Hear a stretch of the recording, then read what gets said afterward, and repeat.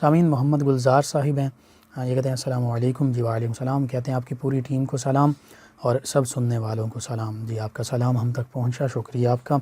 اور کہتے ہیں کہ قرآن مجید میں شوگر کی دعا ہے، وہ کس بارے میں ہے اور کتنی بار پڑھنی ہے، اس بارے میں بیان کر دیں۔ جی میں عرض کرتا ہوں، سورہ بنی اسرائیل جسے سورۃ الاسراء بھی کہتے ہیں، یہ ہے 15ویں پارے میں اور غالباً 10واں رکوع ہے۔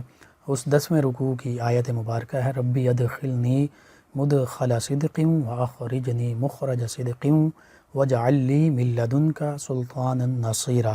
اس آیت مبارکہ کو جتنا زیادہ سے زیادہ پڑھیں بہتر ہے۔ بہرحال کم از کم اگر صبح اور شام 41 مرتبہ پڑھ کر اول آخر 11 مرتبہ درود پاک پڑھ کر پانی پر دم کر کے پی لیں، پانی کے علاوہ ویسے بھی دم کر سکتے ہیں، پھونک مار سکتے ہیں، انشاءاللہ اللہ سبحانہ وتعالی اپنے کلام پاک کے تصدق سے جو کتاب شفا ہے انشاءاللہ آپ کو شفا عطا فرمائے گا۔